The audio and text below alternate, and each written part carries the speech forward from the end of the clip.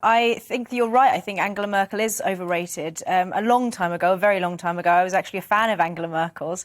Boy, did that change. But I think with a figure like Angela Merkel, who has been around for so long, who's widely spoken of in affectionate terms as Mutti, the mother of Germany, this is quite a significant change for Germany. I think there'll be many people who don't remember a time when she wasn't really in her prime. And so in that sense, she has been an enormously influential political figure within European politics for a very, very long time. In terms of her actual results as a leader, as you pointed out there, in terms of COVID, but also her responsibility in the migrant crisis, which will have implications for Europe for many, many years to come. I think it's fair to say that she is an overrated politician, and I would join you in saying Auf Wiedersehen, Pat. Charlie Peters, will the German people pay the price for those 16 years in power?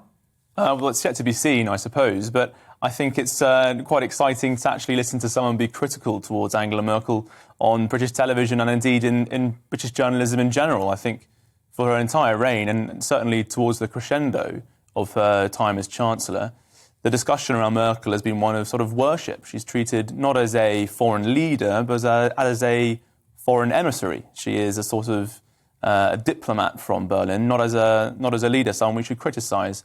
And she is treated with enormous amounts of grandeur and respect without proper analysis of her legacy, which of course will unfold now. But as you've noted in your monologue, it doesn't look particularly rosy for our friends across the water.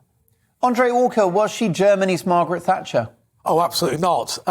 Look, I think one of the big problems, and Charlie kind of touched on it, the reality is we in Britain are not particularly interested in what goes on continental Europe. So actually, most people really don't know what she did and really don't care particularly. I think that was true up until the migrant crisis. The way that she brought all those people over to Germany and then attempted to force Eastern Europe to take them on was really pretty disgusting, and it exposed how weak the European Union was. Similarly, her behaviour towards David Cameron was pretty awful. Although I have to say, had she actually given David Cameron a deal, we might have voted Remain. So good one, Angela.